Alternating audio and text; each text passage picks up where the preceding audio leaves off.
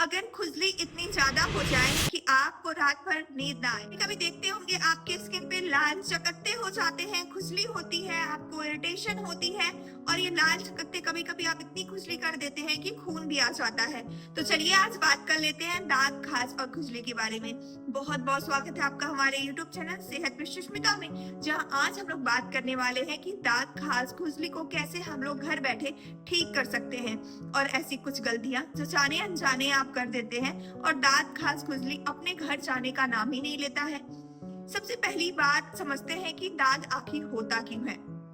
दांत खाज खुजली अब उन्हीं स्थानों पे होता है जहां पर बहुत ज्यादा नमी, पसीना, गर्मी होती है। हमारा भारत एक ऐसा देश है जहां पर बहुत ज्यादा ह्यूमिडिटी होती है और गर्मी भी ज्यादा पड़ती है, तो बहुत सारे लोगों को ये समस्या उत्पन्न हो जाती है। कुछ गलतियां जाने अनजाने हम कर देते हैं, जैसे कि एक पेशेंट आके मेरे से बोला, मैडम मैं तो जब भी ट्रीटमेंट करता हूँ दांत खाज का ठीक हो जाता है, फिर उसके बाद 1-2 महीने बाद फिर से हो जाता है। तो मैंने उसको समझाया कि दांत खाज ऊपरी सतह से ठीक हो जाने का मतलब ये नहीं कि ये पूरी तरीके से ठीक हो गया है।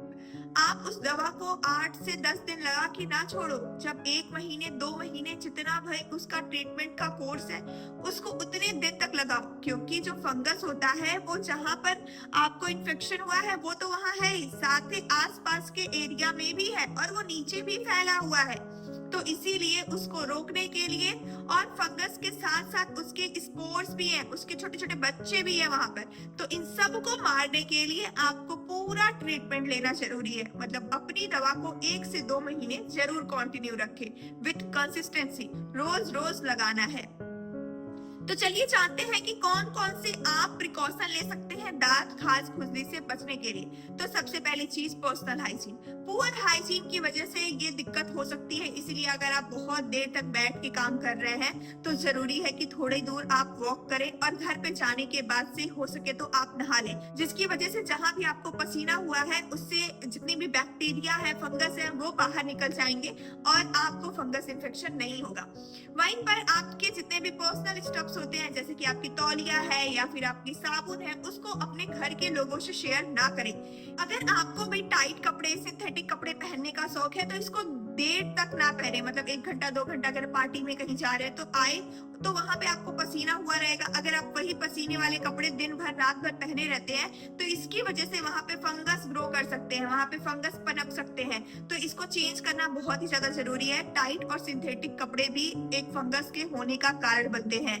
कभी भी बरसात के समय में गीले कपड़े में बहुत देर तक ना रहे। गीले कपड़े और पसीने वाली जगह फंगस को पनपने का एक बहुत अच्छा वातावरण देते हैं। तो इन सारी बातों का आप बिल्कुल ध्यान रखें। चलिए आगे बढ़ते हैं, जानते हैं कि वो घर में कौन से घरेलू नुस्खे हैं जिनको आप आजमा के फंगल इन्फेक्शन से बच सकते हैं। अगर आपको फंगल इन्फेक्शन हो गया है, जैसा आपके शरीर में कहीं भी लाल चकत्ता होगा, लाल ऐसे सर्कल सा होगा, गोला सा ऊपर उभरा हुआ होगा बाहर बाहर, और अंदर जो है वो एक प्लेन होगा, वो होता है रिंगवर्म, दाद। और खुजली क्या होती है, बहुत ऐसे दूर तक आपको खुजलाहट होगी, वहां पर छोटे छोटे छोटे छोटे दाने हो जाते हैं, वो होती है खुजली। तो कैसे हम इससे निपटारा करें? तो आपको लेना है नीम का पत्ता। ये लगभग हर जगह मिल जाता है, गांव में, शहरों में बहुत ही आसानी से।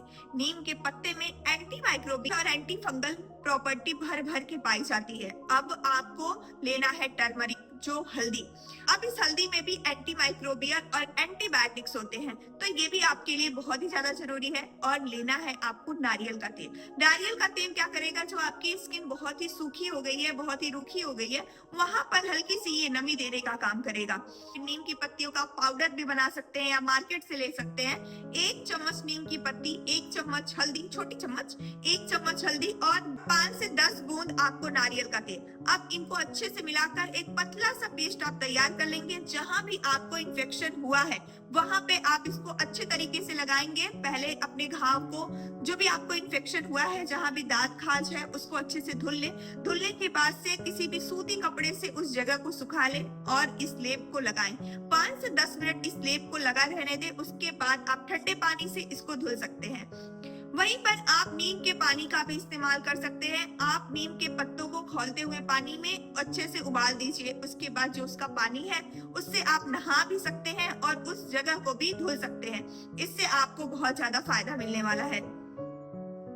बात करते हैं एलोवेरा जेल की। एलोवेरा भी बहुत ही अच्छा फ्रेशन करने वाला, स्मूथिंग करने वाला और फंगस को खत्म करने वाला पौधा है। तो अगर आपके घर में एलोवेरा का पौधा है तो उसके जेल को, फ्रेश जेल को आप निकाल के उसका पेस्ट बना के जहां भी आपको इन्फेक्शन हुआ है उस जगह पे लगाएं। ध्यान रहे इसमें जो बहुत ज्यादा सेंसिटिव है वहां पर आप इसका यूज नहीं करेंगे। अन्य जगह पे आप कर सकते हैं, जैसे आपके पेट के सिलवटों में कभी फंगल इन्फेक्शन हो जाता है, आपके एक्जिला में, आर्मपिट में कभी कभी इन्फेक्शन हो जाता है, तो घुटनों के बीच में इन्फेक्शन हो जाता है और कहीं सतह पे आपको इन्फेक्शन हो गया है, तो ये सारी होम रेमेडीज का आप घरेलू नुस्खे का इस्तेमाल कर सकते हैं। और हम क्रीम की बात करें तो बाजार में आपको कीटाकोनाजोल नाम की आपको क्रीम मिलेगी या फिर मिकाकोनाजोल नाम की मिलती है। ये क्रीम आप ला करके इस्तेमाल कर सकते हैं, जिनको 15 से 30 दिन तक आपको दिन में 2 बार नियमित तौर पे लगाना होता है। वहां पर कोई भी आप अन्य क्रीम या फिर लोशन नहीं लगाएंगे, सिर्फ वही क्रीम आपको लगानी है। अगर आपका इन्फेक्शन बहुत ज्यादा बढ़ रहा है या फिर शरीर के और भी हिस्सों में हो रहा है तो डॉक्टर से संपर्क करना मत भूलिएगा, क्योंकि कभी कभी हम लापरवाही में छोड़ते हैं इसको कि कोई बात नहीं, बस फंगस का इन्फेक्शन है, थोड़ा सा दाग है, लेकिन तो ये लापरवाही नहीं करनी है। और इस बात का ध्यान रखना है कि अपने आसपास के लोगों को अपनी पर्सनल स्टफ्स को शेयर नहीं करना है। जो भी आपके तौलिया है, साबुन है, कंघी है, ब्रश है, नहीं देना है, क्योंकि ये फैल जाता है। तो इसीलिए इन सारी बातों पे आप ध्यान जरूर दीजिए। जब भी आपको खुजलाहट हो, जब भी वहां पर खुजली करने का मन हो, तो ऐसा नहीं कि आपने खुजली कर दिया और वहां के सारे फंगस खत्म हो गए, वो और डीप डाउन जाते हैं और इन्फेक्शन को सीवियर बना देते हैं। इसीलिए खुजली करने की गलती बिल्कुल ना करें। तो मिलते हैं एक नए टॉपिक के साथ एक नए वीडियो में, तब तक आप बने रहिएगा सेहत पे सुष्मिता के साथ। अगर आपने ये नुस्खे अपनाए हैं तो कमेंट बॉक्स में मुझे जरूर बताइएगा कि इसका क्या रिजल्ट मिला। ये मेरे लिए एक मोटिवेशन होगा और ऐसे ही मैं बहुत सारे वीडियोस आपके लिए घरेलू नुस्खे आपको बता सकूं।